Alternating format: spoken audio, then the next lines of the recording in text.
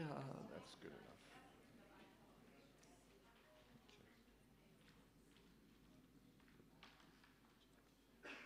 Yeah. It's like an it's an anti-mridanga exhibition. It's an exhibition of how badly you can play mridanga and still not get stones thrown at you. Sure, give it a shot. Give it a shot.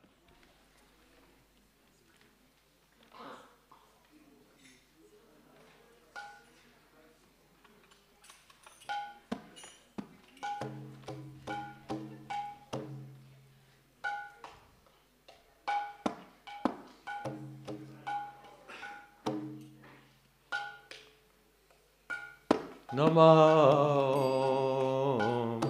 Vishnupadaya Krishna Preshtaya Bhutale Srimate Bhakti Vedanta Swami Iti Namine.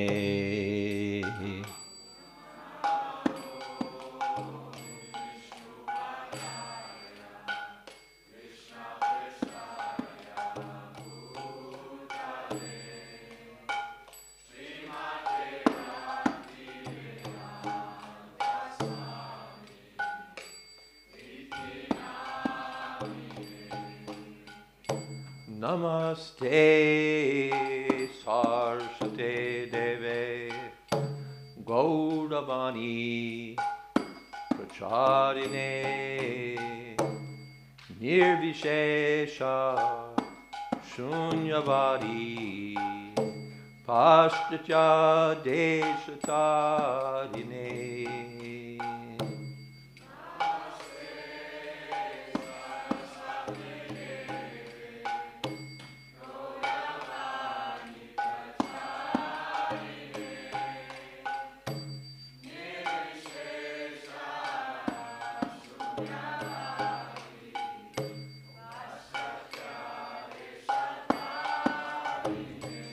Jaya Shri Krishna Chaitanya Prabhu Nityananda Shri Advaita Gadadhar Shrivasadi Gaur Bhakta Vrinda.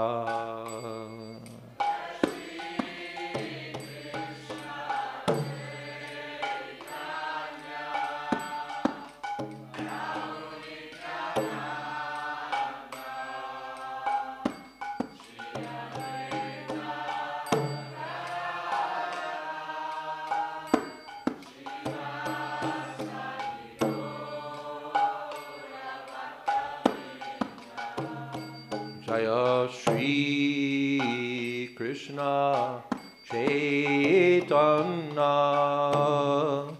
Prabhu Nityananda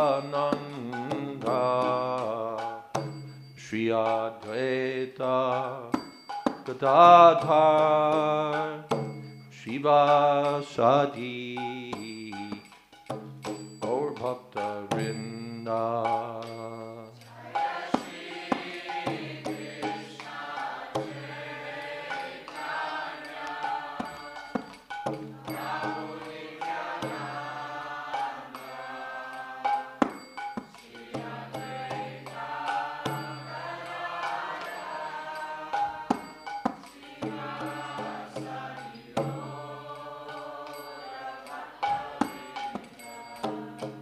Hare Krishna, Hare Krishna, Krishna Krishna, Hare Hare, Hare Rama, Hare Rama, Rama Rama, Hare Hare.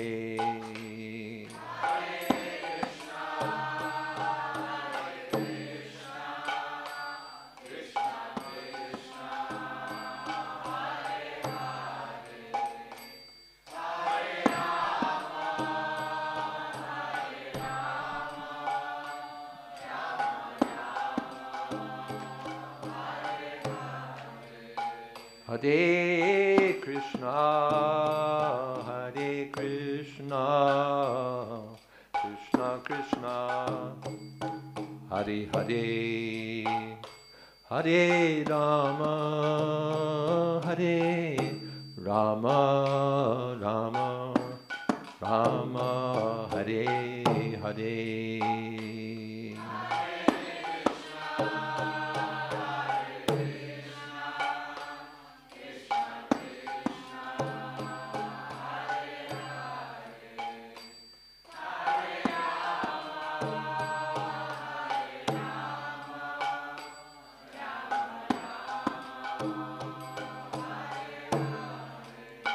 Hare Krishna, Hare Krishna, Krishna Krishna, Hare Hare, Hare Rama, Hare Rama, Rama Rama, Hare Hare.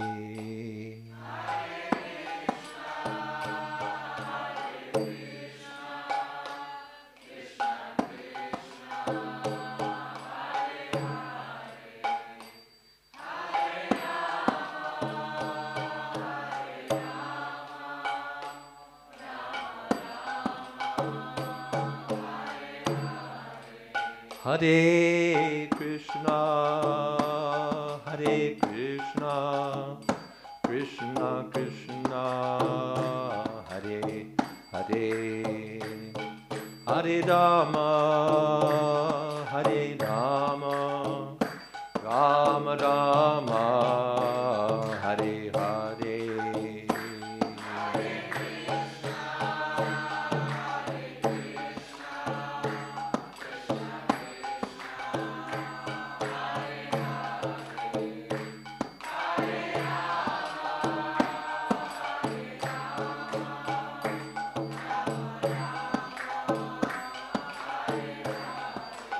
Hare Krishna, Hare Krishna, Krishna Krishna, Hare Hare, Hare Rama, Hare Rama, Rama Rama, Hare Hare.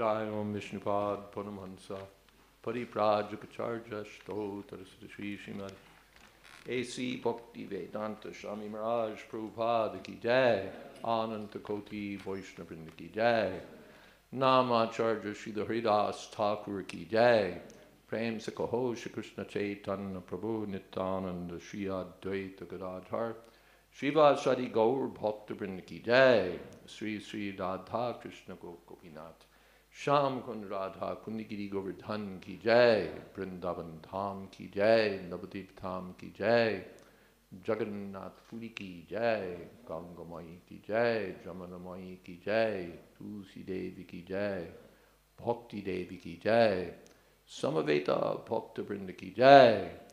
All glories to the assembled devotees. All glories to the assembled devotees.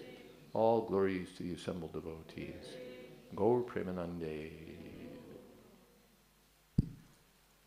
It got warmer, didn't it?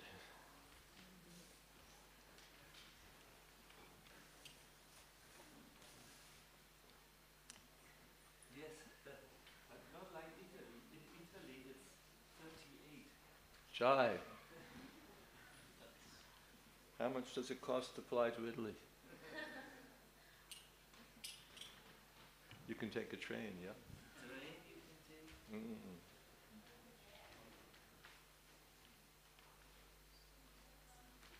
38. Mm.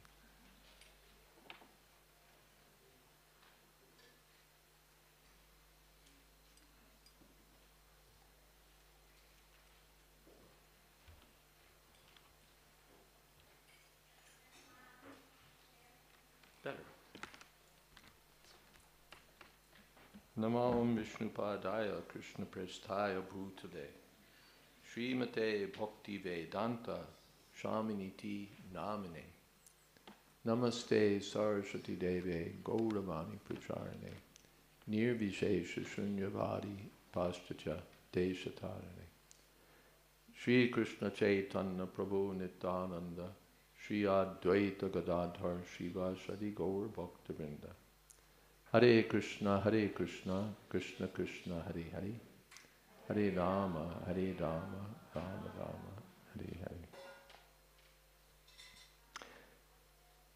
Yesterday we were discussing this point that we're not this body. That we're not this body. A point, of course, that comes up first in Bhagavad Gita, and which Srila Prabhupada reiterated and again reiterated in his preaching, both to the outsiders and to the devotees. We discussed that, of course, we have two bodies, the gross one and the subtle one, and that we despite our best training and knowledge, there's this pesky tendency to identify with the body anyway, or subtly to identify with different bodily designations.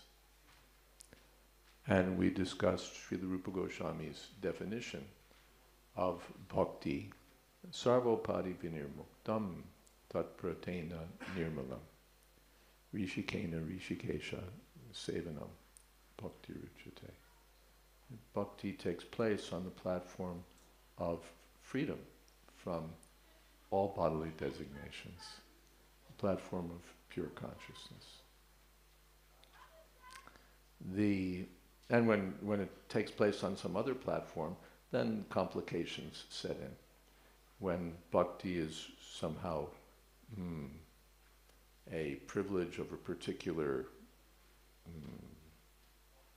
seminal lineage, family lineage, we find that problematic, that only members of a particular family are entitled to be counted as followers, true followers of Chaitanya Mahaprabhu or Nityananda Prabhu. This mixing of the material and the spiritual doesn't go down very well. Or similarly, when there's some subtle idea that people with this designation or people with that designation, those who are born in Brahmin families, they're the ones. Or people who are born in India, they have some, what would you say? They're really the only ones who can get it. Or forget people in India, only if you're born in Vrindavan are you really qualified to understand Krishna consciousness. Or on the other side, if you think that, well, because we're not polluted by all of this stuff, we're the American Vaishnavas, or the European Vaishnavas, we're the ones that somehow now, by Prabhupada's grace, we have the ownership. These are all material conceptions. The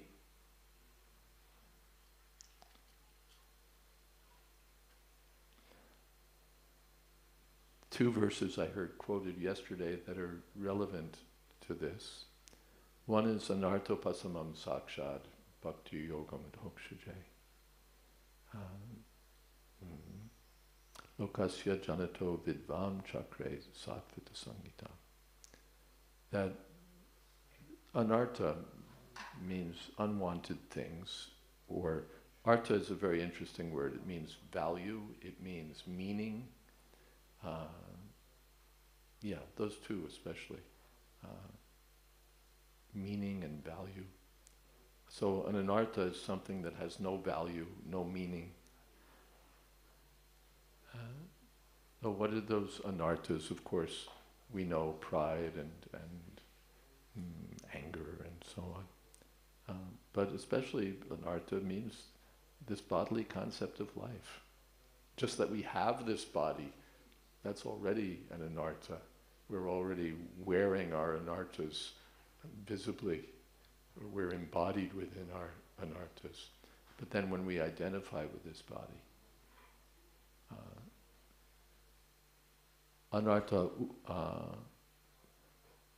Srila Prabhupada calls, in his translation, these bodily, I forget what he said, miseries, which are superfluous to him. This bodily identification is like a dream body. That I'm Napoleon tonight really doesn't mean anything. So whatever I am in my daydream, that also doesn't mean anything, doesn't carry any weight, although I may think that it does. So anartha upashama. Upashama means the quieting down or getting rid of these anarthas. Sakshad, bhakti yoga madhokshaja. It's all possible directly by devotional service rendered to the inconceivable personality of Godhead, who's beyond the range of the mind and senses. But lokasya janata, people in general don't know this, and therefore Vyasadeva has written Satvita Samhita, Srimad Bhagavatam, to enlighten us. So finally, this tenacious bodily concept or tendency to identify with this body can be mitigated or treated, done away with by Bhagavat Dharma, by hearing Srimad Bhagavatam and by adopting the principles of Srimad Bhagavatam.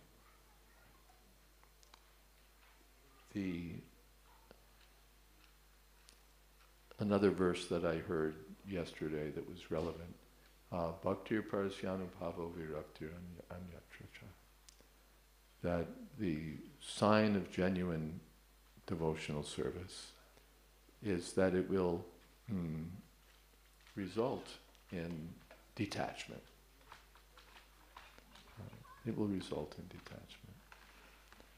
And was it you, Marsh, that was talking about that verse? Bhakti Parasyana Bhava? No, maybe then it was Keshava Marsh. The sign of, we can judge therefore how we're making advancement in devotional service by seeing how much we're becoming detached. And detached means from this body. And from, does my life revolve around eating, sleeping, mating and fighting? To what extent am I free from those things? To what extent am I free from thinking of myself in terms of the bodily conception of life? Genuinely. How much am I indifferent? How much have I become indifferent to these external concerns of me and mine? I am this body and this is mine, and in relationship to my body, this and this and this and this.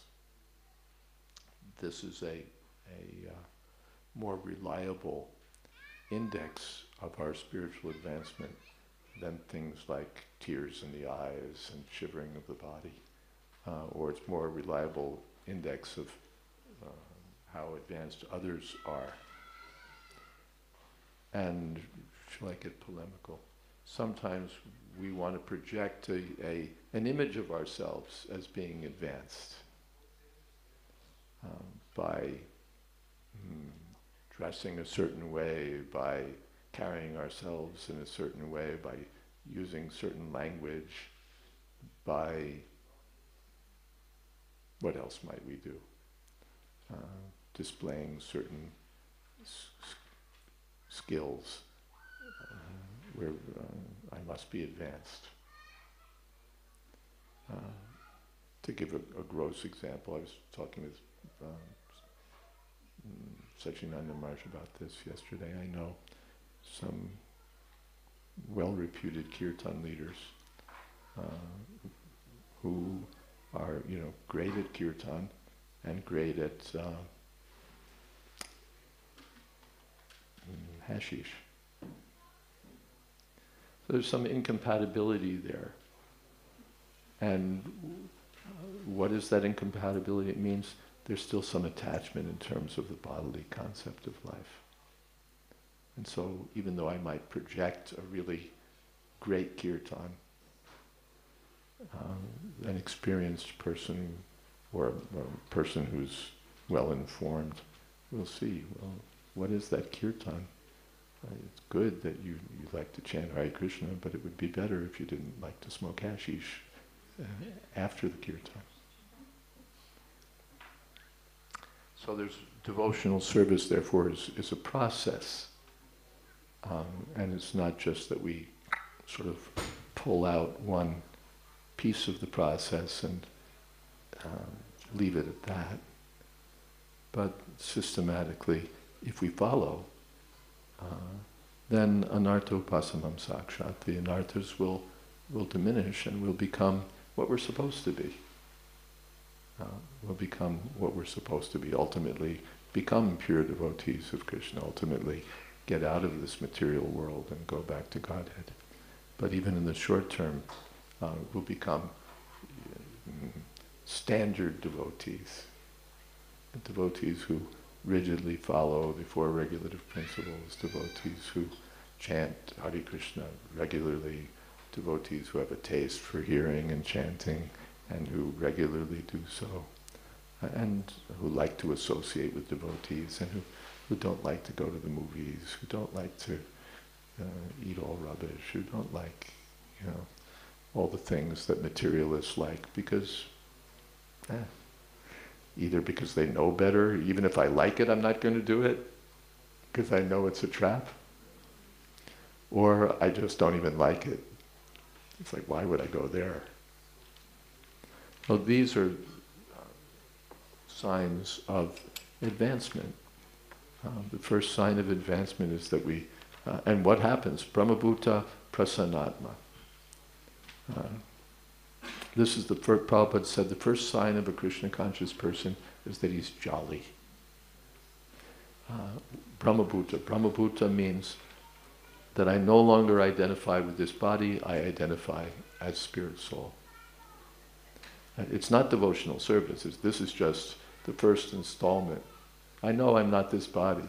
And again, as I was mentioning yesterday, for people who are not, who don't have this understanding, the idea that I'm not this body is revolutionary. It's life-changing. It's so profound. For us, it's like, of course, but for those who haven't heard this or who don't get it, that I'm not this body is one of the most profound thoughts they could possibly imagine. And it's not just an interesting or profound thought, but the effect of it is that when one really understands that one is not the body, one becomes joyful. Prasannatma means joyful or happy-minded. And Prabhupada explains, it's like if you were, well, if you owed 50,000 euros to someone and suddenly the debt was lifted, how would you feel? Pretty good, huh? So I thought I was this body. I was involved in hankering and lamenting. I was always in anxiety about how I looked, what people thought of me, this, that. I had so many, what is that?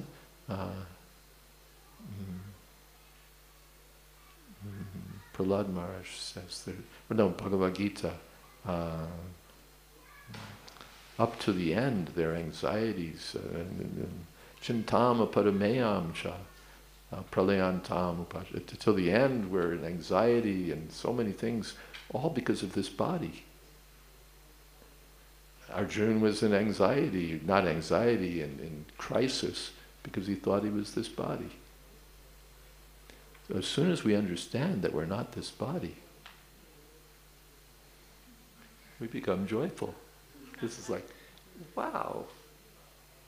That we understand, first of all, negatively, that I'm not this body, and positively, I'm a spirit soul. I'm Sacinandana. I'm not American.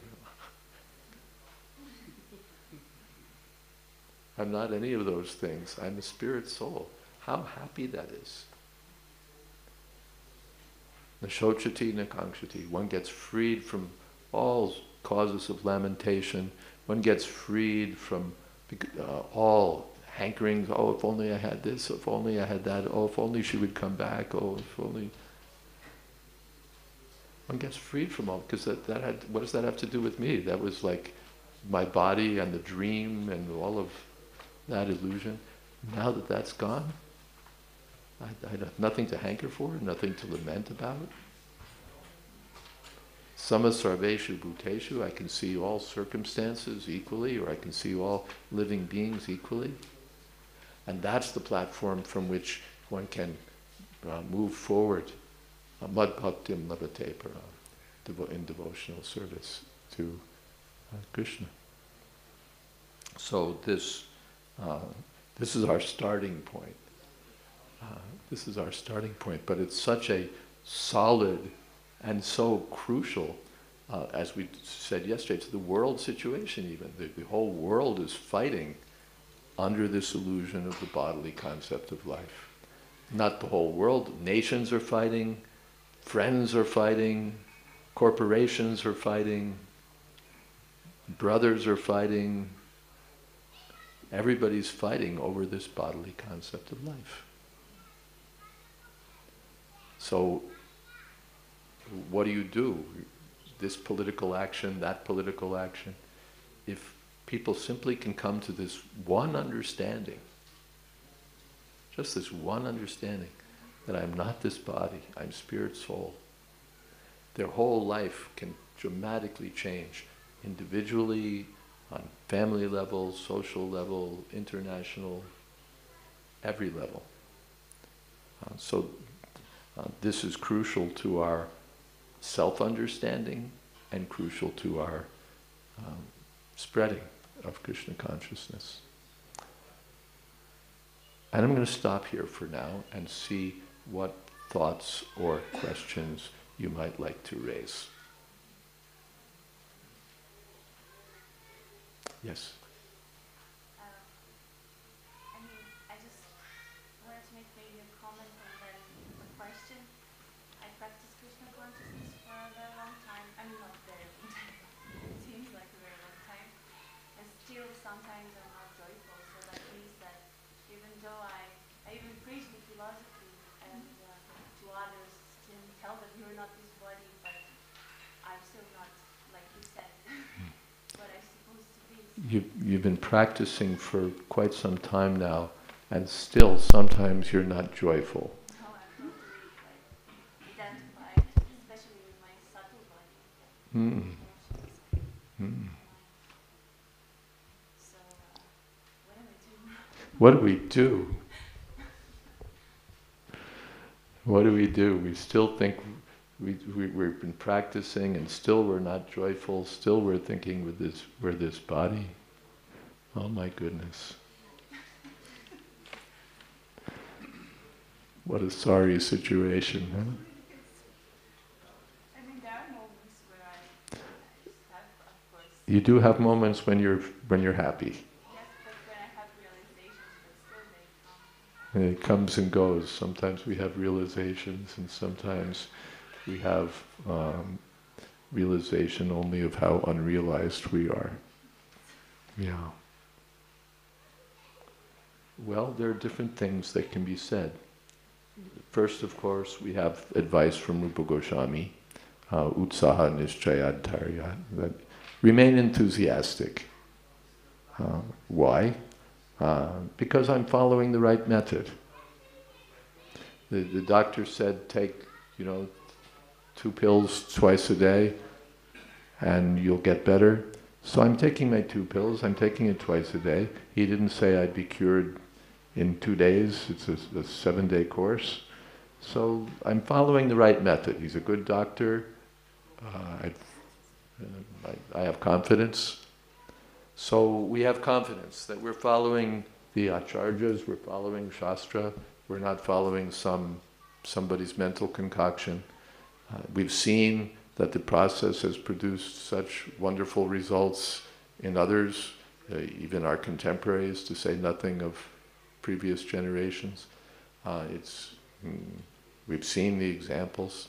So, nishchaya, we have confidence. Yes, I'm doing the right thing. That's the first thing. It's like, well, I don't know, maybe I should go back to whatever it is. No, I'm doing the right thing. That's first. And therefore, since I'm doing the right thing, let me do it with enthusiasm. Because even if I do the right thing, if I'm sort of dragging along and, I know it's the right thing, and it's not going to be as effective as doing it with enthusiasm. So Rupa Goswami advises enthusiasm, nishchaya, and dharyat, patience, or what we call stick-to-itiveness. Stick with it. Prabhupada gave the example that a young girl gets married, and then if she says the next day, well, I'm married, where's my child? Well, that's not a reasonable expectation. You just serve your husband and give it time and you'll have a child. So, we know that we're in a process.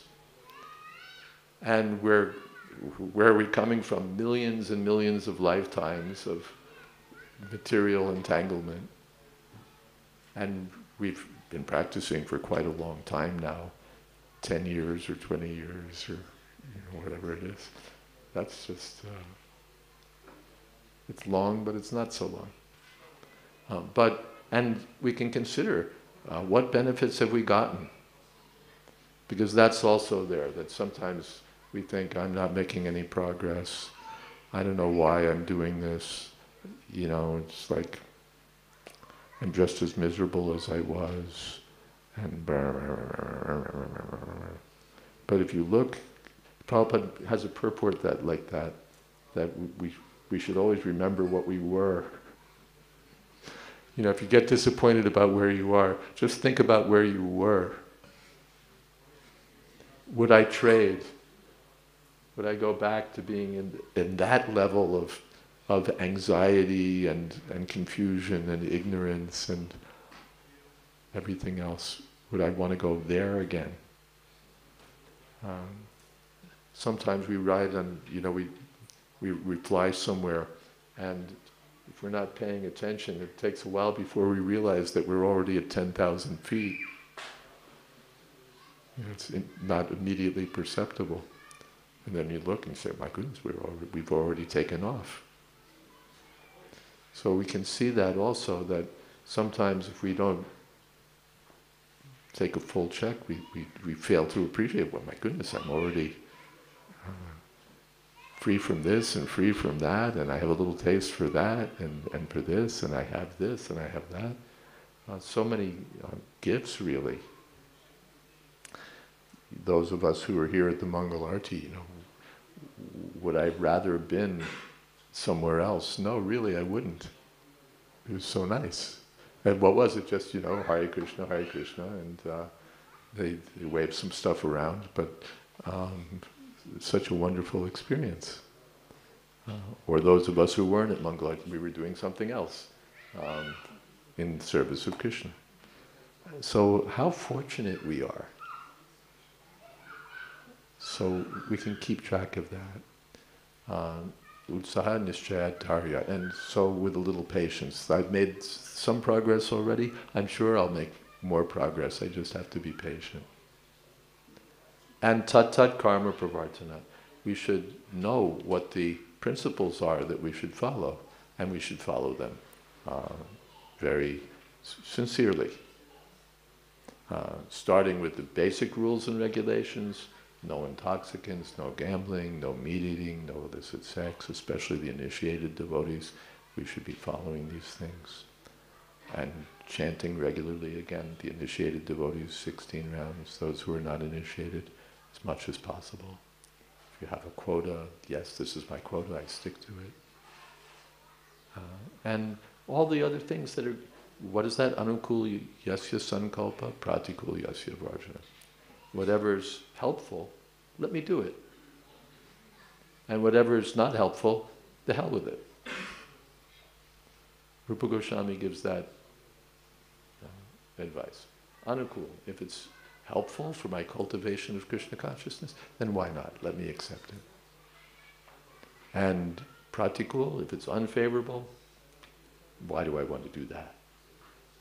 We all have minds, and the minds are all in the business of accepting something and rejecting something. So let me accept what's favorable for devotional service and reject what's unfavorable. That's our simple question. Is it going to help me in Krishna consciousness? Is it, or at least, is it favorable for Krishna consciousness? Yes or no? No? Yes? Easy. Makes decision making so much easier. Is it favorable? Is it unfavorable? And Satovrite. Satovrite, Prabhupada gives in different ways. Sometimes to live in the mode of goodness. Sattvic life. Moderate eating, moderate everything, simple, peaceful kind of life. Or sometimes Prabhupada treats it like sadhu sangha. We should associate with devotees, and that's even more important. Mode of goodness is material, but stay always in the association of devotees. Prabhupada one time said, whatever advancement you've made, 98% by the association of devotees. If we stay associated with devotees, we'll make progress. And we accept that sometimes we may feel like we're not going anywhere. I've given an example, and I fortunately had it confirmed a couple of months ago. I met a professor of music in Philadelphia, and he was relating to me that when his students are practicing, sometimes they feel like they're on top of the world. They're going to be the next Rachmaninoff or something. They're just like totally feel like they're on top of their game. And other times they feel like they're never going to be anything. And that's the nature of practice. Sometimes we feel that we're way ahead, and sometimes we feel, I don't know, I should just give up. But practice means something that we keep doing. Sometimes it feels great, sometimes it feels not so great, sometimes we're happy about it, sometimes we're just doing it because we have to. But if we stick with it, we'll grow, we'll make progress. And it'll come to the point where we love to do it. One day you will be playing like Rachmaninoff, or as close as possible. Rachmaninoff was a little special. Is that okay? Yes. Raj, you emphasized on becoming designation-less and also misdirected identification. And just before We're giving you a microphone. You've been designated as a soft-spoken speaker. So.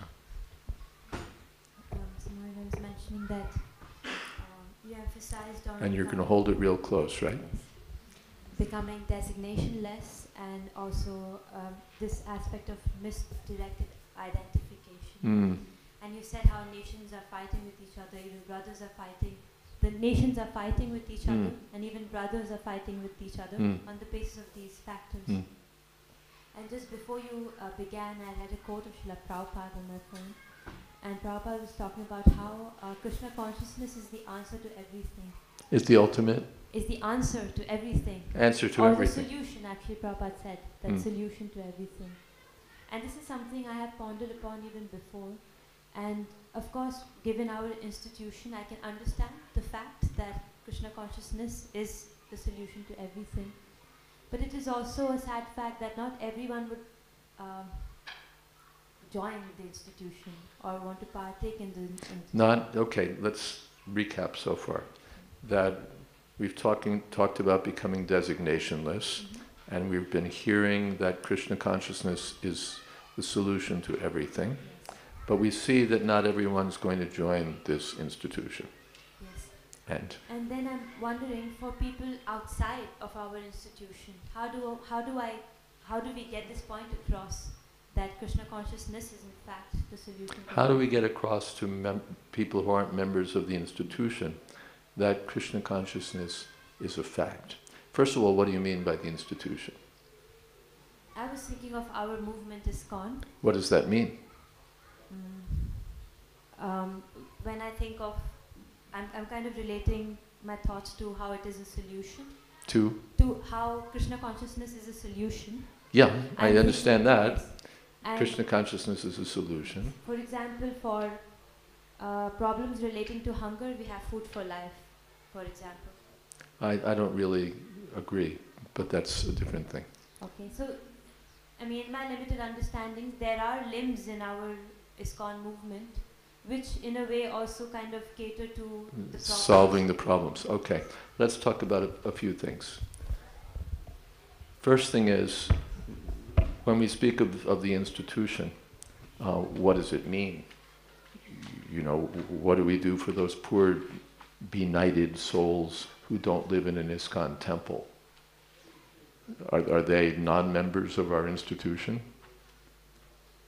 I think we'd agree. There's lots of people who are living at home and they're as much a part of the institution as everyone else.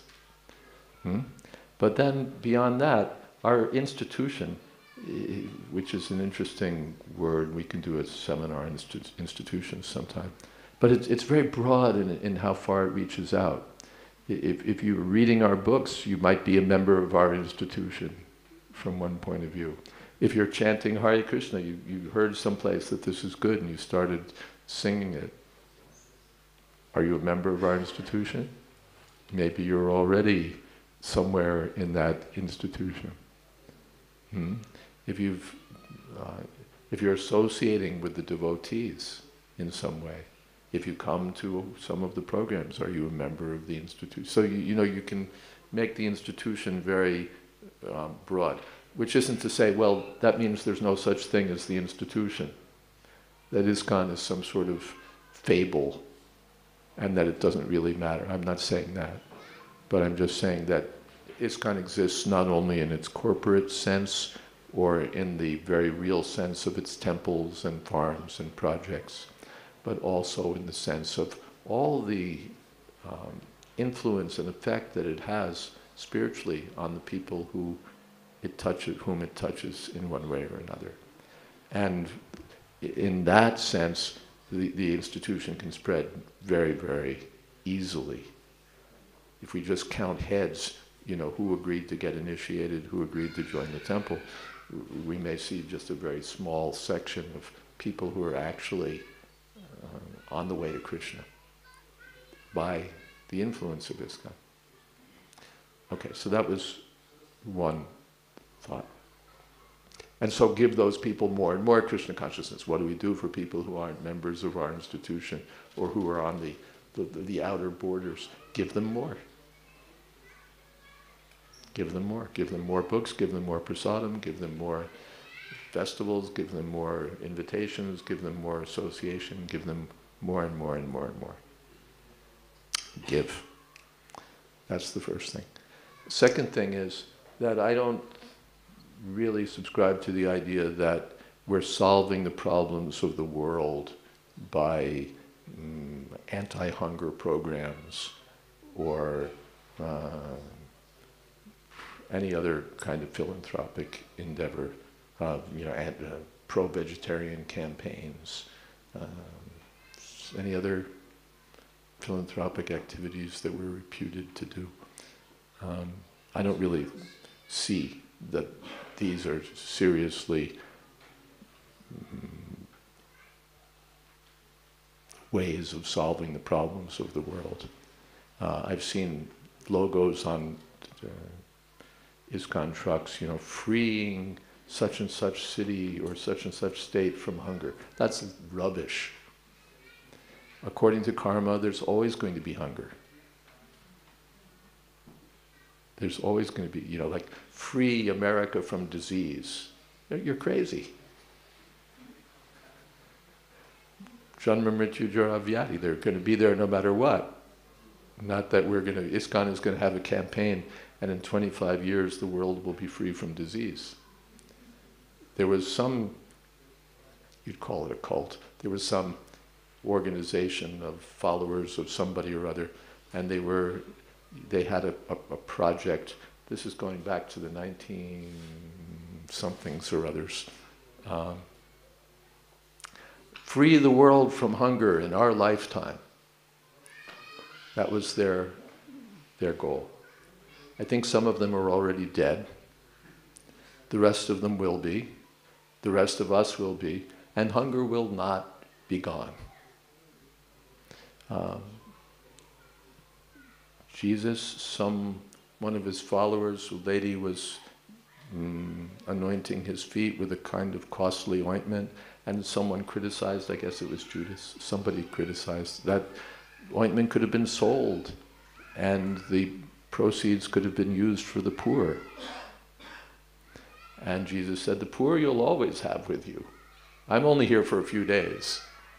The poor will always be there. And we understand the poor, there's always going to be poor people. Just as there's always going to be conditioned souls. There's going to be liberated souls, there's going to be conditioned souls. They're always there because there's always somebody who, wants to be, wants what conditioned life has to offer. There's always going to be people who are diseased. There's always going to be people who are hungry. There's always going to be homeless. There's always going to be psychiatric cases. There's always going to be all of this. And what I've understood of our mission is that it's not our mission to make this a better place, make this world a better place by solving these problems. They're unsolvable by definition, and it's not our business. It's not our business. Prabhupada was strong, and I should point out, in Prabhupada's time, if they'd asked us, what are you doing to solve the problem of hunger, we would say, we're spreading Krishna consciousness. That solves all the problem. Now, we're feeding, people in, we're feeding 20,000 people a day in Fiji, or what have you. No. That's not what we're here for. And it doesn't solve the problems. Or we're helping keep kids in school by giving them, make sure that they have proper meals. We don't give a damn about keeping kids in school. We'd like them to quit school and join, become brahmacharis. It's only for, getting applause from the public. These are such nice people, they're helping keep kids in school. It's not our job.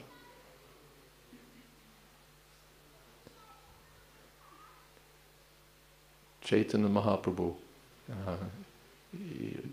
Prabhupada I've seen it pointed out, I think by Prabhupada, how many hospitals did he open? 0.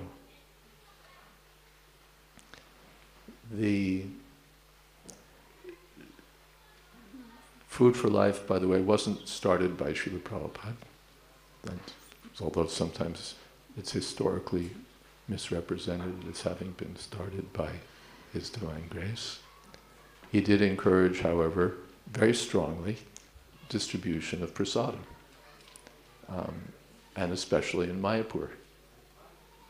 And although it's not in the folio, I have faith in the statement that he said that no one within however wide a circumference should go hungry. But what did he have in mind by that? I've seen food programs. There's a food program in South Africa where the prasadam distribution means that you cook a big pot of something or other and you deliver it to schools and other such institutions, and they distribute the prasadam.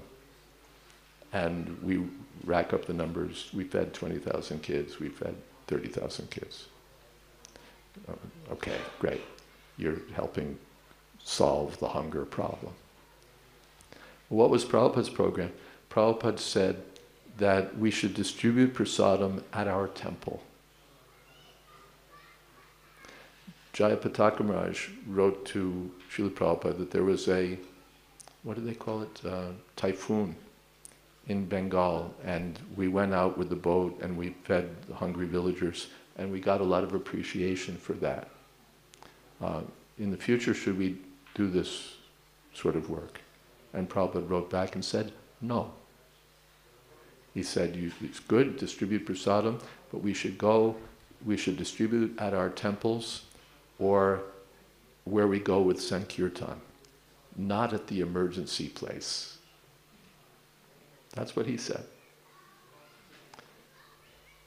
He wrote to Giriraj Maharaj, temple president of Bombay at the time, that it's very good that you're distributing prasadam, expand the program more and more, but do not go to the poor places. He said, then it will be karma kandiya, which means mundane pious activity.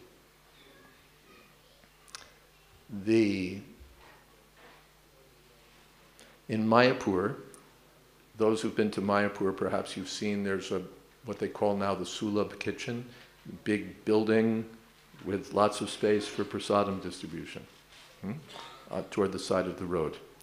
That was built by the explicit request of Srila Prabhupada. He wanted that people should come and liberally we should distribute prasadam. Hindus, Muslims, everyone. And in that building, maybe you've seen there are turnstiles. Does everyone know what a turnstile is? No, you don't. Turnstiles are those little devices for seeing that people can go through it one at a time. Usually they take the form of like revolving circles with bars, and you push on the bar and you can go through. You can't just rush through. One person can go at a time. They have them at underground stations, subways, airports, and so on. Those are called turnstiles.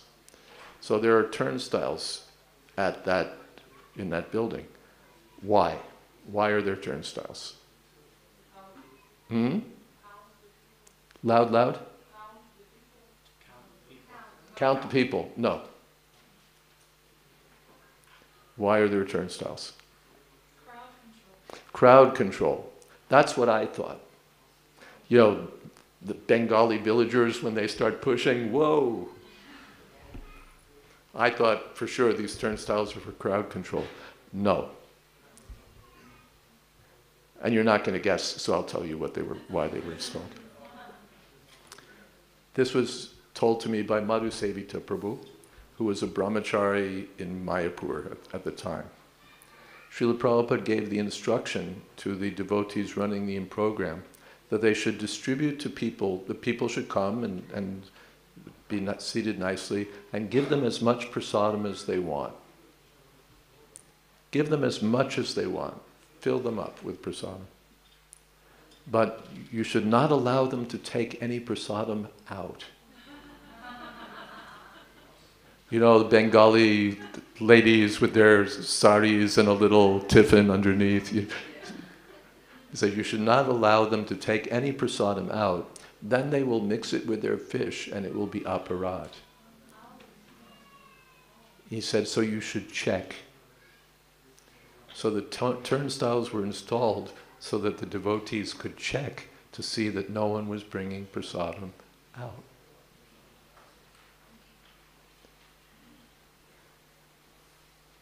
So Srila Prabhupada said they should take prasadam at our temple. When you come to a temple, there should be kirtan, there should be darshan of the deities, there should be association of devotees, there should be transcendental knowledge in the form of discourses and books, and there should be prasadam. The temple is not complete if there's not prasadam. Prabhupada would give lectures in New York Monday, Wednesday, and Friday evening, and there had to be prasadam.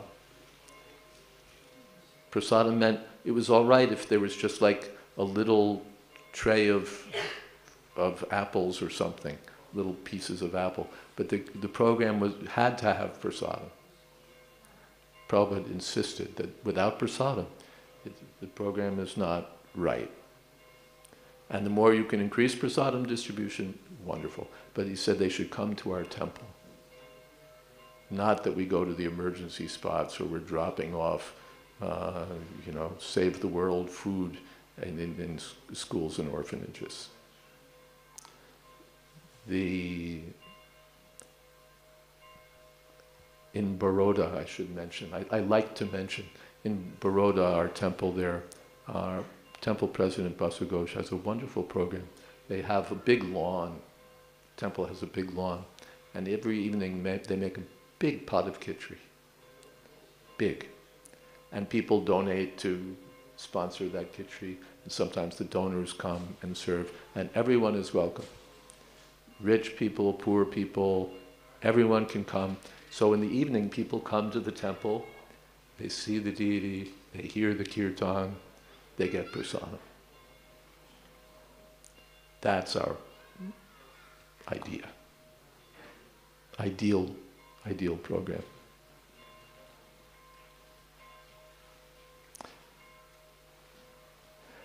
Because what actually will solve the problems is Krishna consciousness. You can distribute, dump trucks upon battleships full of prasadam, tankers full of prasadam, and the world will still go to hell. But if people become Krishna conscious, everything can change. Otherwise, you look at all the problems. We have to have an anti-drug program because people are addicted to drugs. We have to have an anti-abortion program. We have to have, absolutely have to have a big vegetarian arm for spreading vegetarianism. We ought to have an anti-alcohol program run that. And let's keep going. All of these social welfare programs that ISKCON should be pushing to make this a better world. No. Our job is to make people Krishna conscious. And if they're Krishna conscious, everything will follow. Everything will follow. And it's not that just to get public applause and respectability, we have to be seen as great distributors of vegan food. How many meals does Harvard University distribute every day? Any guess? How many free meals does Harvard University distribute every day? None. Thank you very much. 0. Are they a respected institution? They are, aren't they?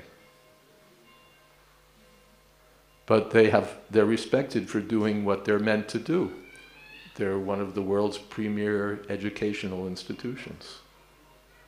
That's what they're meant for. So we have a mission also of spreading Krishna consciousness. And not just book distribution, it's not just, but there's a form and a shape to it, and an emphasis to it that we've gotten from Srila Prabhupada.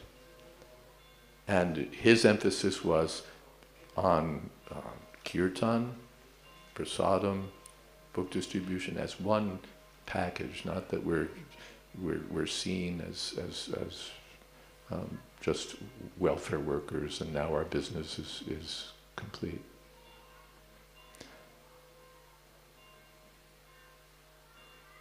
I've given a whole seminar on this topic. It's called Food for Death. Death.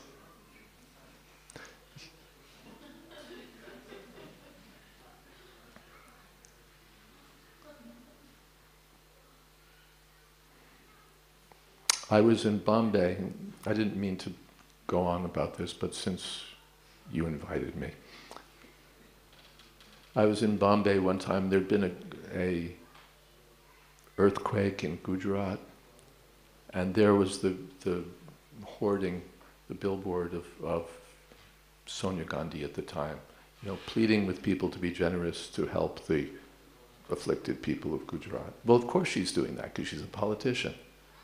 So our party, Congress Party, is a wonderful party because we feel sympathy for the people of Gujarat and we're helping raise funds. The big problem that they have in these disasters, by the way, is that the welfare workers fall all over one another to be there and be seen there. Really.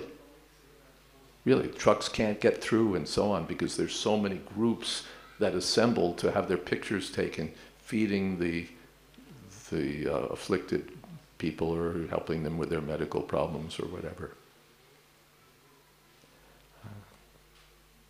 So it's not that this is our key to success, to be seen as, yes, us too, us too, us too. We're also for feeding people. We're also, whatever it is that you think is great, we're in favor of that too. We have something distinct to say. That you're not this body, first of all. That revolutionary knowledge is being given to people by whom? What is the Red Cross doing to spread that knowledge? What is the Green Crescent Society doing to spread that knowledge? What is the Salvation Army doing to spread that knowledge? What are all these welfare organizations doing to spread that crucial knowledge, which is at the root of all the problems of the world? What are they doing about that? Nothing. They're not doing our work. Why should we do their work? They have more people than we do. We need every man we can gather. We have the most crucial message, the most crucial mission. We have what's really at the root of everything. We have to get that out.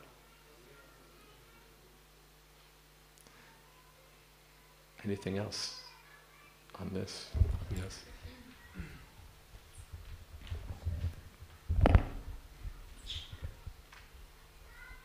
Hare Krishna.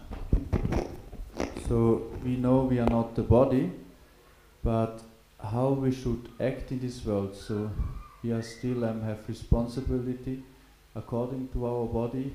Yes. And how we find this balance. We just say we are now a soul and we are transcendental. How to really act according to our Dharma. How to act according to our Dharma. That becomes another big topic. What do we do? I'm not this body, now what? And I'm reserving that a little bit because I want to speak a lot about what we should do. I think we understand that I'm not this body doesn't mean that, well, then what? I just neglect all bodily necessities or bodily relationships or bodily everything. That doesn't really work. Maybe that's some neophyte's understanding, that, well, I walk around with bare feet well, the Avadhutas, yes, they know they're not the body, and they don't give a damn about anything that has anything to do with the body. They don't have to bathe it, they don't have to feed it, they don't have to do anything with it, because it has nothing to do with them. They actually have that realization. They're not making a show. Avadhuta Paramhansa Incorporated. They're for real. But we're not on that platform. we're not on that platform. So we have to act appropriately. But in summary, one thing we could say is that we want to reduce the bodily necessities. And Srila Prabhupada spoke about that in relationship to himself. He said, I don't eat very much. I hate sleeping. I hardly sleep, 1 hour, 2 hours. Mating is out of the question. So we want to reduce. It's not that we say, don't eat. You have to eat. But eat Krishna prasadam, eat as much as required, as Prabhupada said, to keep body and soul together. Don't increase unnecessary necessities. Don't increase eating unnecessarily. Sleeping. Sleep. If you don't sleep, you'll go nuts. But don't sleep like a bear. Don't sleep more than required. As much sleep as you need, take that much. And if you can do with less, that's better. Just like Prabhupada said about eating, if you have a choice, too much or too little, better to eat too little. So rather than sleeping more and more, better a little less, but not so much that you're cracking up your cars and so on. So less eating, less sleeping, mating less. What does that mean? Brahmachari life is wonderful. Then you skip the whole mating business. Over the course of a lifetime, you might save yourself anywhere between $20,000 and $2 million. Considering the cost of sending kids to college and all of that. My numbers are not inflated numbers. These are real numbers. I think. Just how much money you'll save. But how much entanglement also, because we know that family life has so many entanglements. So if I can avoid the whole business, brahmachari life, Prabhupada said you're 50% liberated just on that. Otherwise, and sannyasis, no mating. And vanaprasthas, they're pretty much done with mating also. They've got some little association perhaps between husband and wife, no sex. And basically it's business finished. Only in the grihastha ashram. Grihastha ashram, there's facility for sex, for having Krishna conscious children. That also is minimized. We don't say now you're married, you have a license for sex, and on the license it says unlimited. No. Just like if you have a car license, it's not a license to drive anywhere, at every speed, any speed you want. There's some regulations that one is obliged to follow. That's what a license means, really. That you agree, okay, I'll take this license, I'll pay this fee, I'll follow these rules. So even in family life, we're in favor of keeping mating to the minimum, sex life to the minimum. That frees up our human energy. We don't say no sex life. We're in favor of sex life. Dharma aviruddha bhuteshu kamosmi. Krishna says sex life according to dharma, or not not contrary to dharma, represents me. So we don't say no sex, but less. And we don't need to dress very fancy. We don't need the most expensive cars. We don't need, all this stuff of material life. Prabhupada was promoting simple living. So that's one answer, a brief answer. And there's much more to be said, and I will have more to say about that. But did you have a particular aspect of this question that you wanted me to address?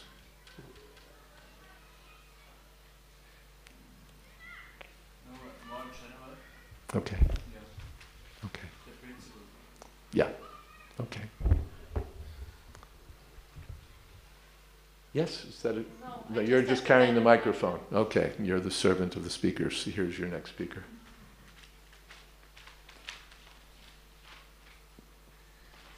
Hare Krishna. Thank you, Maharaj. I was wondering on the topic of Varnashrama that there are different occupations and like NGOs to do this welfare work, for example. They have jobs, they maintain their families.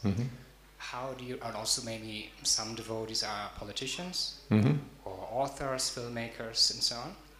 How do you, and it's not connected to the core of the mission, but still they will do their service or their work as Vaishnavas. Yes. So if we are a welfare organization, how Very would good. the Vaishnava will have that as their business, their industries, and how we just see that nuance? How do we see that? There are Vaishnavas who may work in non-governmental organizations, they may work in some charity and so on, and that's what they do, and still they're Vaishnavas. So what do we have to say about that? Great. I think it's great.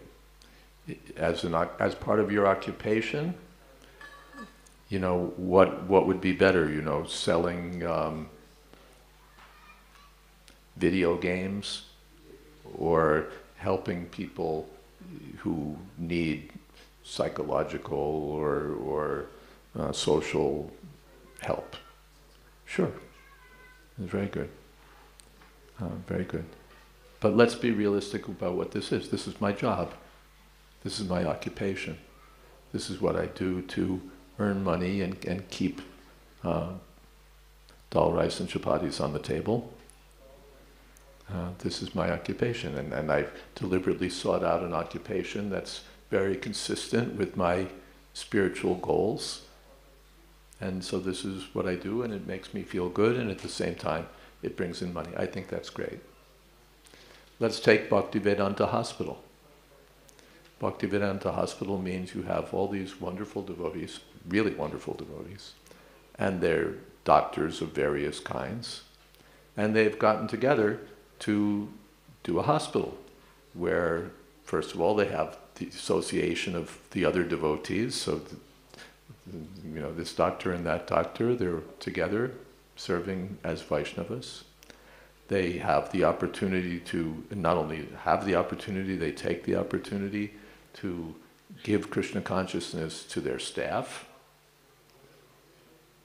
very actively. They take the opportunity to share Krishna consciousness with their patients. They have a spiritual care department, they have Prabhupada's books, they have Prabhupada's kirtan playing. They, you know, look for every opportunity to give Krishna consciousness to others. And this is what they do as doctors. You know, Dr. Singhal could be working in a private practice somewhere, or working in a, you know, at Hinduja Hospital or whatever. But now he's working in the association of devotees, and he's spreading Krishna consciousness at the same time that he's earning a living and supporting his family. Wonderful. It's good for you, and it's good for everyone else. Ideal. But it's not ideal just because it's a hospital. It's not ISKCON that's opened Bhaktivedanta Hospital, because ISKCON believes that we need to have more hospitals. Prabhupada considered it a failure of modern civilization that there's more and more hospitals. That's not ISKCON's mission. It's the mission of some pseudo-incarnation of God in South India, who's, I've heard people say he must be God because look how many hospitals he's opened. You know, we don't care, ultimately, how many hospitals there are.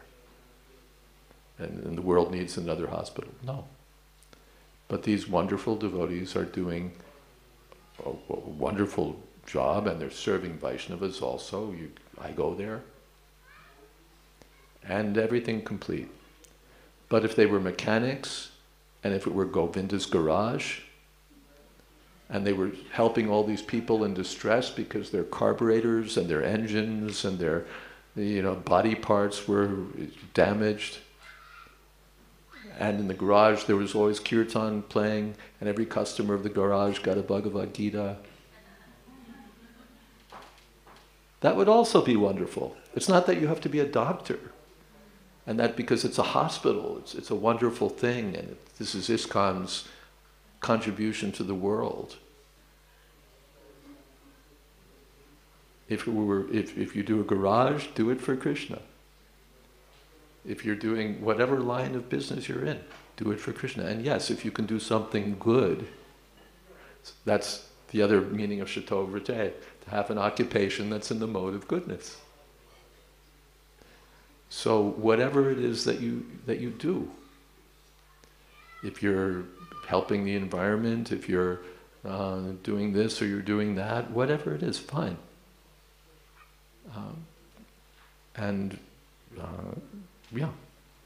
Excellent. But don't mistake that for the mission of Krishna consciousness.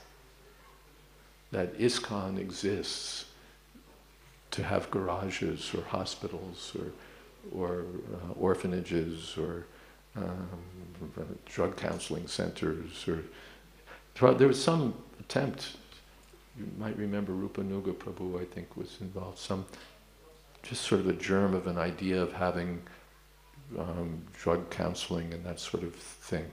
Because Prabhupada talked to that police chief in Chicago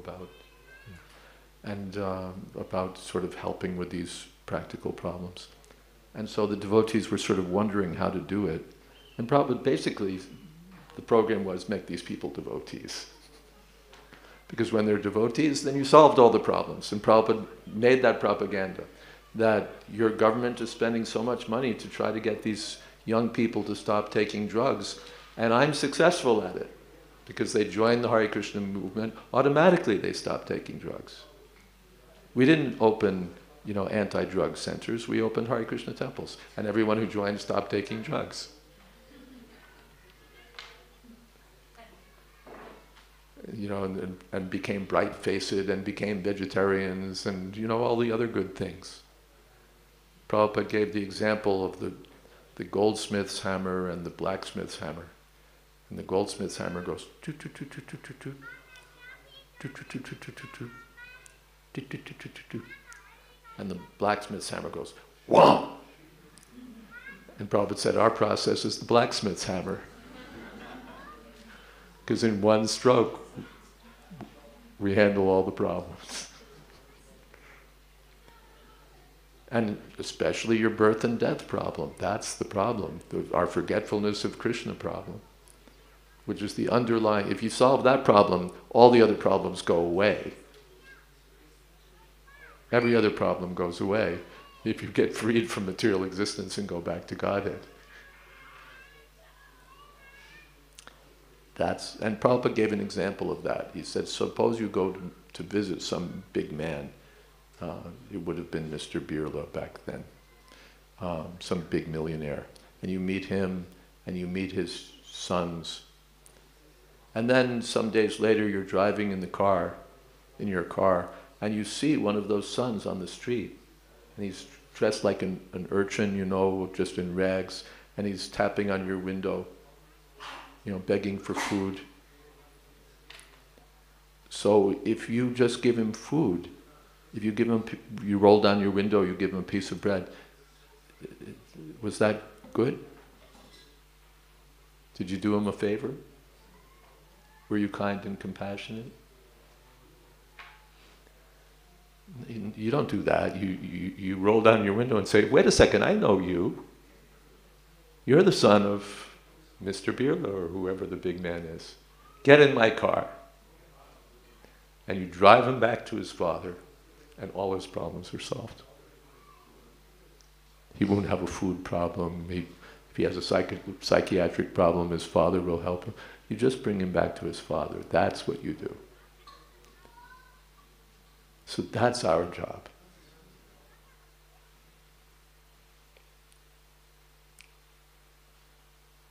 Srila Bhakti Siddhanta, because we're talking about the body and you're not this body, and in relation to the body, the welfare of the body. Srila Bhakti Siddhanta Saraswati Thakur had phrase, harm-giving kindness. And his example was some boy who had cholera, and he was told by the doctor told the parents he shouldn't eat. But while the parents were out, the boy was saying to his brother, "I'm so hungry, couldn't you just give me a little piece of cake?" And the brother thought, my brother's hungry. But then naturally the boy got sicker, and the parents came home and beat the brother like anything. You know, you nonsense, you rascal. Because he thought he was doing good, but he was doing harm.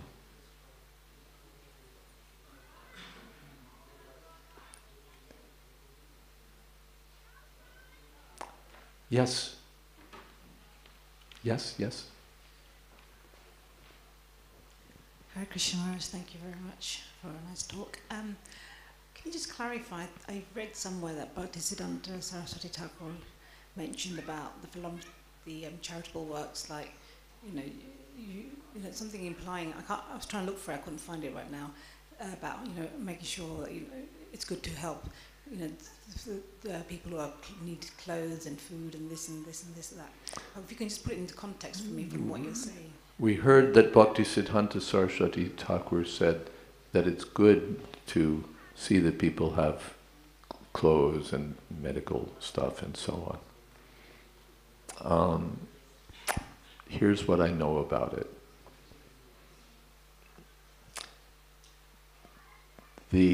For the Grihastha devotees, they should give some charity. They should not be stingy-minded. Even I think the context might have been beggars in Vrindavan or someplace else. And the Grihastha might think, well, no, we're Vaishnavas, we're not going to give Krishna's money to beggars. But Srila Bhaktisiddhanta Saraswati Thakur said that with this attitude, one becomes hard-hearted. And therefore, they should give something. It's not that, we see that Bhaktisiddhanta Saraswati Thakur didn't open orphanages and hospitals, and there are organizations, what is that, Bharat Seva Sangh and others, that's what they do. But that's not what Gaudiya Math did. But the Grihastha should give something.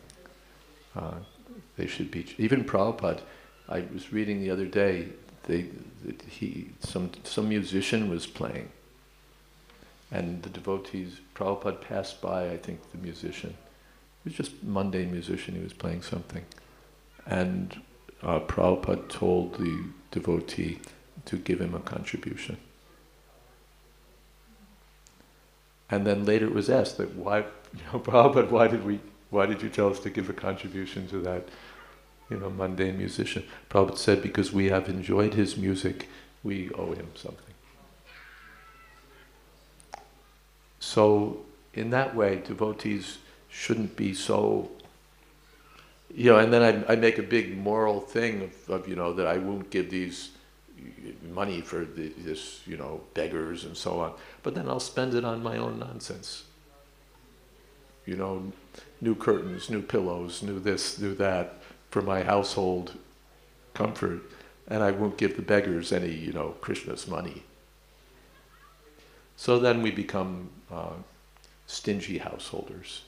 And Srila Bhaktisiddhanta Saraswati didn't want to see that.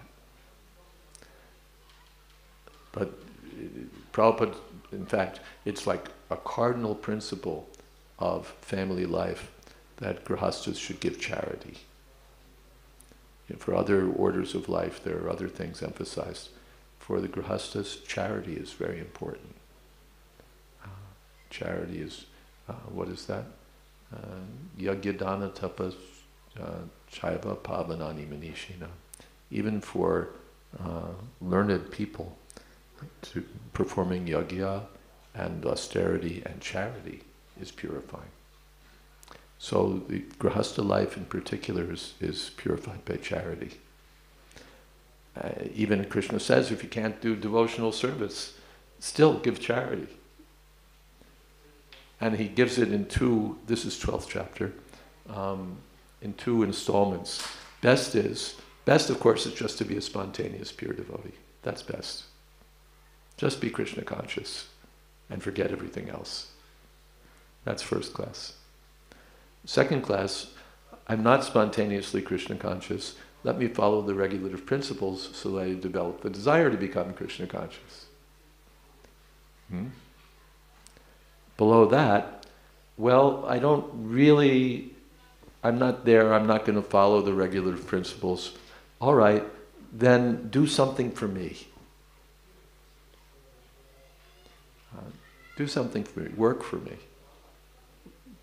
And charity can be given for Krishna consciousness. And that's usually where Prabhupada's emphasis is when he talks about charity. Charity should be given to the Vaishnavas and to Brahmins and Vaishnavas. Should be given for the Krishna consciousness movement. That's real charity. So if we can't follow the rules and regulations, and we have many friends in our extended institution who may not follow the regular, maybe they still smoke, maybe they still do this or that, but they want to do something. They give charity, they give service, and that's accepted. Krishna says, yes, if you can't do that, do this. And then if you can't even do that, then just give charity. Even if it's not for me, just at least be detached. But that's not the most recommended. Does that help?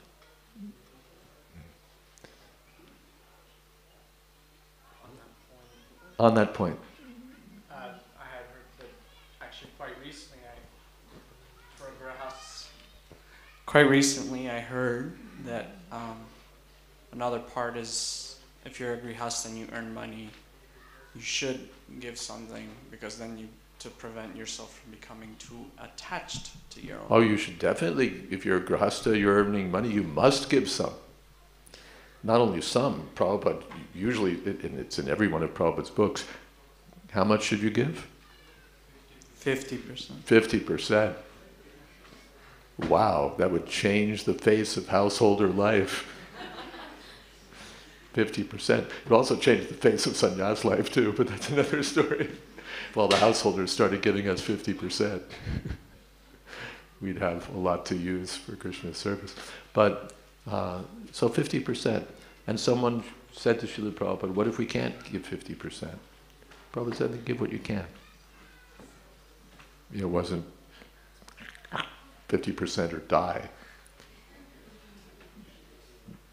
But that's the idea of householder life. That householder life doesn't mean extravagant, comfortable, ever-expanding, but living with less and giving. And there are examples from Bhakti Siddhanta Saraswati Thakur's time also.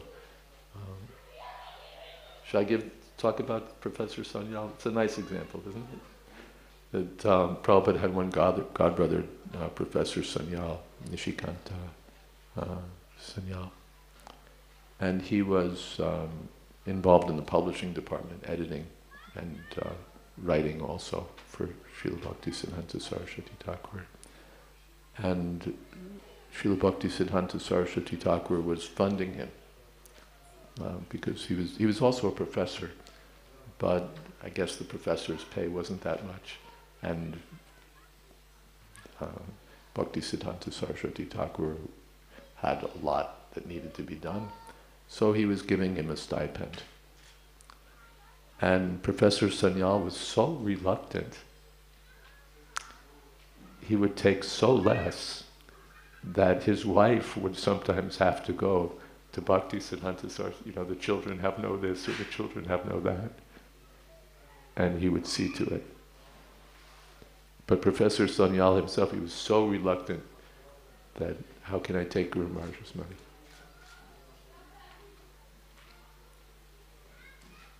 Oh, that means he was, anyway, yes. Another question, or comment, or thought? Yes. Microphone goes diagonally. Hare Krishna Maharaj. Hare Krishna. Thank you so much for the class. I have kind of a comment. So I want to thank you so much for emphasizing on the true mission of ISKCON as an institution, because I noticed that we try to have a place or a respect in society by doing social welfare work, and many people speak like that. Yeah, we should be more vegan, we should get respect by those lights. And we are completely sidetracked from the actual mission. And then now I start to see, especially in social media and YouTube, there's so many other people coming up with our philosophy, but they are preaching it. We're not this body, Buddhism, mind control, and like, why are they presenting it when we have it all the time? We're not focusing on that. Yeah. Thank you.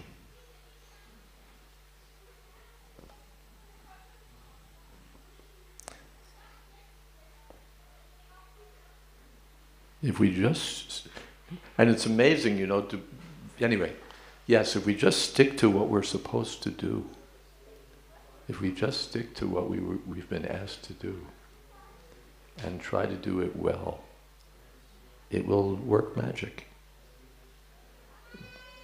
I saw, we have a temple in Atlanta, Georgia in America.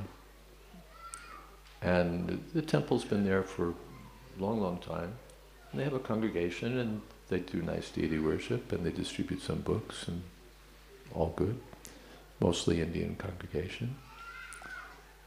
And one kirtan party migrated from New York City to Atlanta and started going every day to the public park and just doing kirtan. And along with the kirtan, they distributed Prabhupada's books, and along with the books and the kirtan, they would distribute some little prasadam. And people started taking interest. And sort of by accident, they'd set themselves up down the street from the temple without even realizing where they were. They'd rented a flat near the temple, and they were inviting people to come that they met on the kirtan to come to the temple. And they got a huge following. I went there during the pandemic, and we were sitting in a room this size, filled with people. And all non-devotees, all non-Indians, all people from the park. And they were nice people, and they were interested, and they were asking good questions, and they were taking beads, and they were chanting, and now they've purchased a temple, and you know, on and on and on. But what did they do? Chanted Hare Krishna, distributed books, distributed a little prasadam, and told people about Krishna. And what happened? It worked. Like nobody's business. Just huge. Not very creative, not very innovative,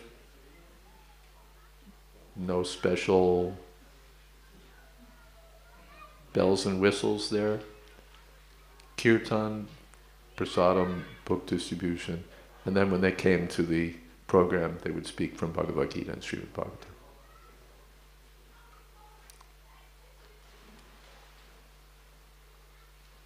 And what will that do? It will do wonders. Which isn't to say there can't be other programs. It's not that every program has to be exactly, you know, we have a cookie cutter, and if you don't fit our mold, then you're discarded or you know, considered rubbish. No, there are other programs which contextually work. I know that in Hong Kong they were teaching yoga, and over the years, that's how, like any devotee who's ever joined in Hong Kong came from the yoga program. Hong Kong apparently is a difficult market to penetrate with Krishna consciousness. So they, you know, it worked. So we're not in principle against almost anything. For the context, this may work, or that may work, or something else may work. But you really want to stay focused on what we're about and not become sidetracked by something else. So thank you. Hare Krishna.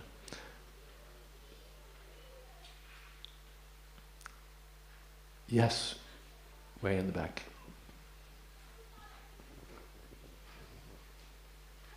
Thank you very much for enlightening us in this topic.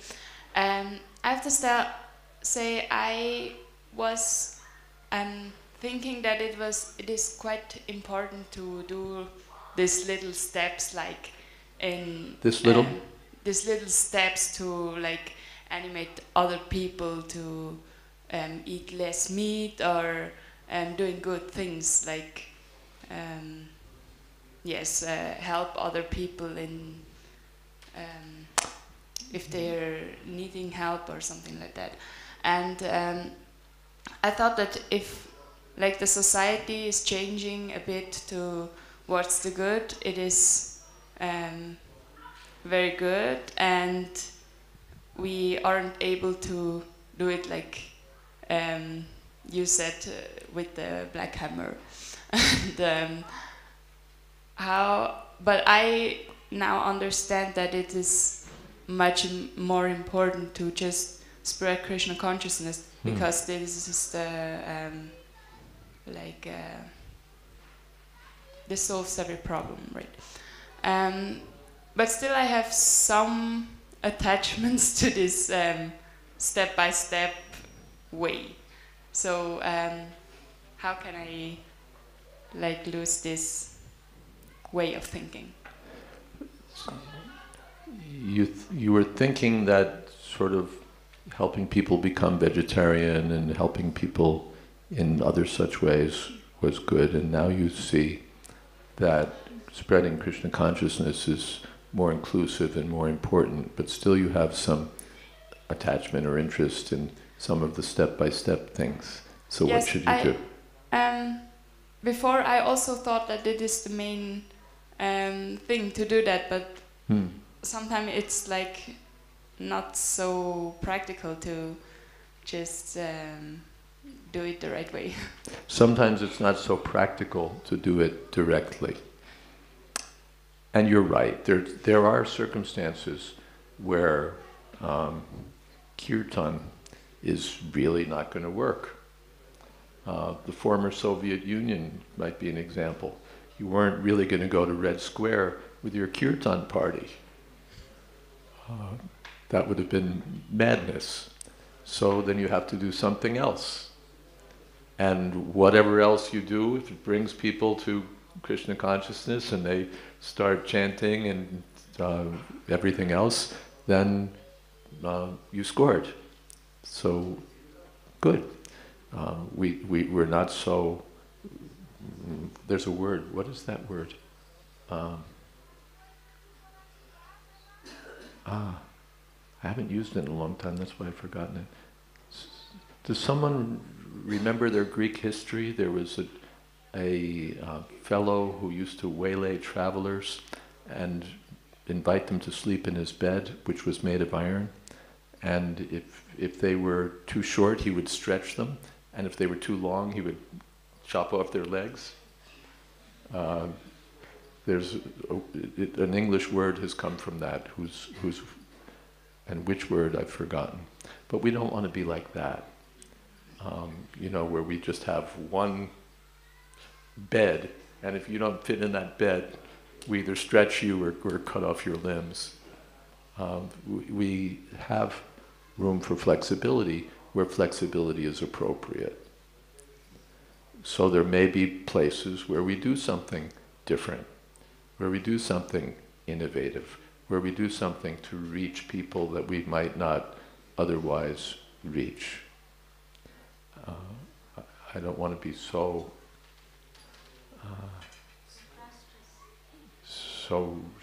rigid that we're all in straitjackets trying to spread the Krishna consciousness movement. But those are like particular programs for particular purposes. Our all-purpose bread and butter program, the main thing that we do is chant Hare Krishna, distribute books, and bring people to Krishna consciousness in a directly as we can. Now I'll give you another example, program that's not Kirtan. Prabhupada in India started a life membership program and invited people to give a sum of money by which they would become life members of ISKCON. And they didn't have to chant any number of rounds, or even chant once, or follow any of the 4 regulative principles. All they had to do was give money, give a contribution. They could be Muslims, they could be Parsis, they could be Hindus, they could be anyone. They just had to give a check and they would become life members. So that was an innovative program. First of all, it brought in money, which was welcome. Prabhupada had something to achieve that needed money. But it engaged their charitable propensities. These are people who would not have, jumped up from their desk to join your kirtan party, but they could give a contribution. So Prabhupada engaged them that way, and his purpose was also that they should all receive literature. They should all receive, in fact, full sets of his books. So in that way he took something and he gave something. That's also kirtan, book distribution. Prabhupada says the bigger kirtan. So the devotees thought, what about kirtan? And Prabhupada, no, this will be more effective. So, so it's not that later I'll find out what that word is, and maybe I'll tell you tomorrow if it appears. It's sort of on the tip of my tongue. Yeah, from the story. I looked it up as Procrustean. Thank you so much. Procrustean, from Procrustes, who used to do this job on people. Thank you. You get extra points. While I'm thinking of it, in terms of this bodily conception of life and solving the problems of the modern world, a big issue in the present modern world is what we call now identity politics. Identity politics, a friend used that word the last week or so. This whole question of, am I a man really? Or maybe I might be a woman. Maybe I'm both. This has become like hugely, enormously important somehow.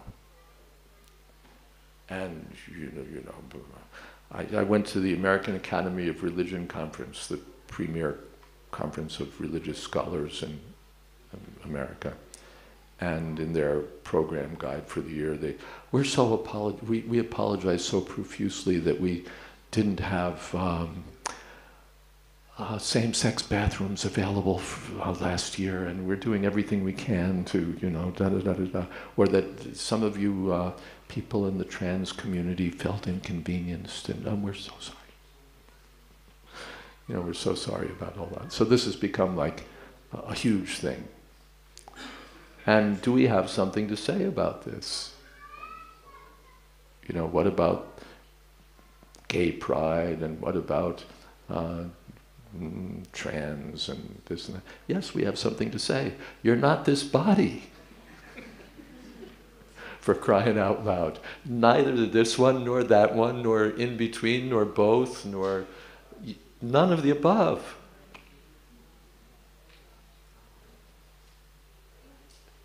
And if you feel uncomfortable in the sex that you were assigned biologically at birth, well, great, so do all of us. This body is horrible. Whichever straw you drew, whichever card they dealt you, they're all bad. Doite bhadra bhadra gyane manodharma. E balo e mande sab brahma. Kaviraj Goswami says, in this material world, all these dualities, this is good, this is bad, this is all nonsense. It's all bad. We all feel uncomfortable in being in these bodies, and we should feel uncomfortable because we're not this body. And if you think that you're going to make yourself happy by switching from one to the other, either with surgery or without surgery, we have news for you from Bhagavad Gita and Srimad Bhagavatam. It's not going to work. No amount of bodily adjustment, whether in terms of, the body itself, the physical body, or the things that surround this body, or the networks of relationships, none of that is going to make the soul happy, ever. Ever. You'll always be in unhappiness as long as you're thinking in terms of the bodily conception of life. We can even offer some insight that maybe you're unhappy with the sex you were born with because in your last life you were in another one and you're still holding on. In your last life you were an actress, and now that they've made you a man, your karma has made you a man. And so you're feeling uncomfortable because something's left over. We get it. Doesn't surprise us. But the solution is not to try to get into the other form. Prahlad Maharaj compares it to taking a burden off one shoulder and putting it on the other shoulder. Did that solve the problem?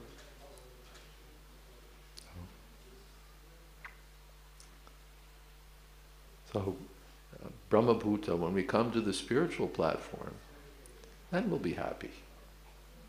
Not by looking for happiness in terms of a bodily identity. You're all fools. Straight, lesbian, gay, trans, bi, you're all idiots. Any of you who are thinking that you're this body, you're all fools. As we were also fools. But by the grace of Krishna, we've got something in the way of truth. We have an understanding, we're very much concerned with self-identity. But our self-identity is that I'm not any of these things that have anything to do with this body. Not black, not white, not Hispanic, not Tamil, not Ukrainian, not Russian, not this, not that, not any of this nonsense that you think you are. It's all rubbish. We're not this body. We're spirit souls. And our mission is to spread that understanding and the understanding that comes beyond that. Krishna consciousness. This is just spiritual consciousness. We have to go further. But just this much, that you're not this body. Does it apply to the modern issues of the world? So much. Is it relevant? It's urgently relevant. Does it make sense? It makes perfect sense.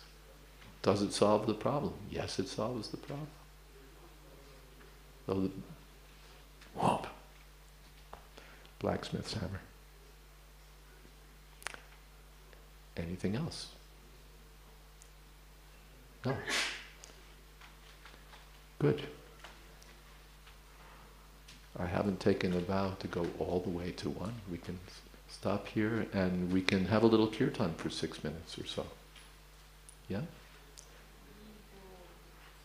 And who would like to lead?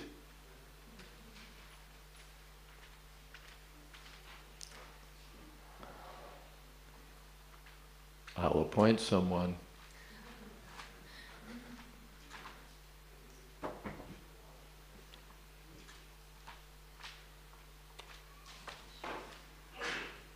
Okay.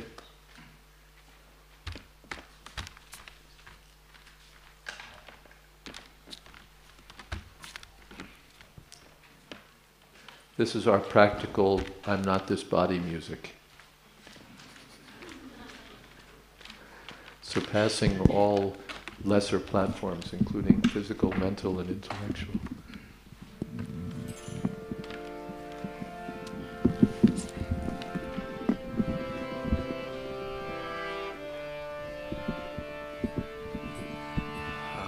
Hare Krishna, Krishna, Krishna Krishna, Hare Hare, Hare Rama, Hare Rama, Rama Rama, Hare Hare, Hare Krishna, Krishna, Krishna Krishna, Hare Hare, Hare Rama, Hare Rama, Rama Rama, Hare Hare, Hare Krishna, Krishna, Krishna Krishna, Hare Hare, Hare Rama, Hare Rama, Rama Rama, Hare Hare.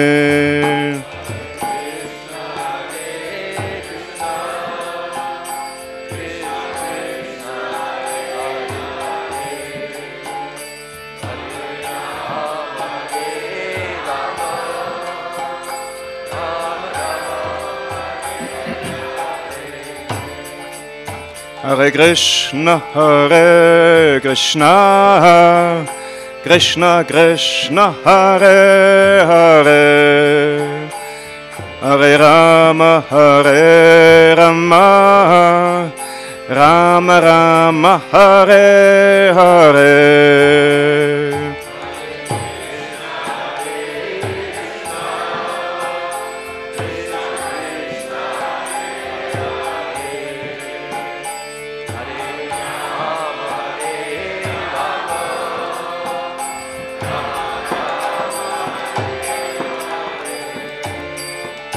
Hare Krishna, Krishna Krishna, Hare Hare, Hare Rama, Hare Rama, Rama Rama, Hare Hare, Krishna, Hare Krishna, Krishna Krishna, Hare Hare, Hare Rama, Hare Rama, Rama Rama, Hare Hare, Hare Krishna, Krishna Krishna, Hare Hare, Hare Rama, Hare Rama, Rama Rama, Hare Hare.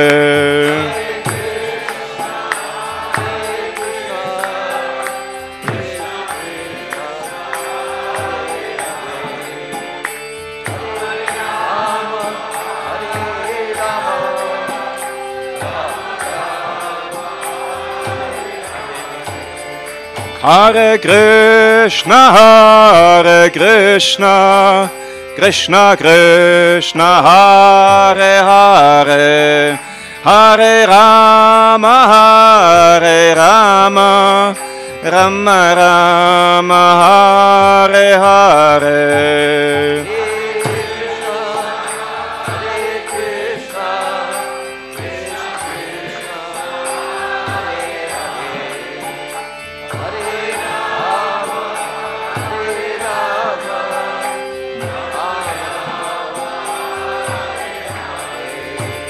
Hare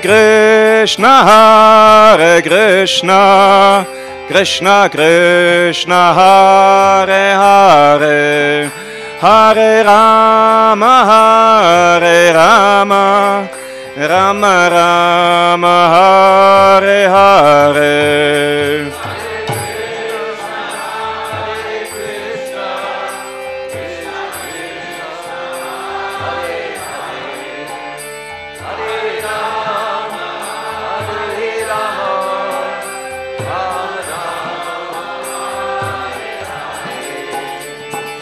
Hare Krishna, Krishna Krishna, Hare Hare, Hare Rama, Rama Rama, Hare Hare.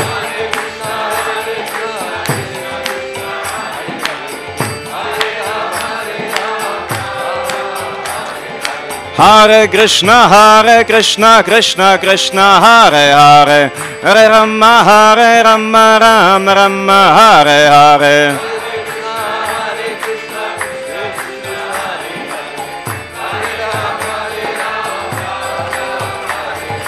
Hare Krishna, Krishna Krishna, Hare Hare, Hare Rama, Rama, Hare Hare.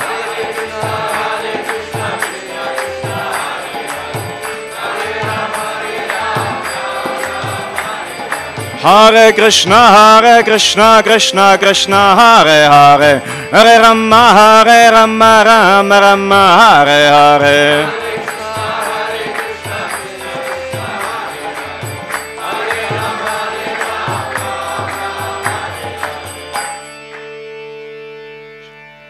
Shishikonetai ki jai, Prabhupada ki jai, Nitai Gaura Premanande. Samaveta Bhakta Vrinda ki jai. Sacinandana Maharaj ki jai. Hari Prabhu ki jai. Gaura Premanande. Jayadvaita Maharaja ki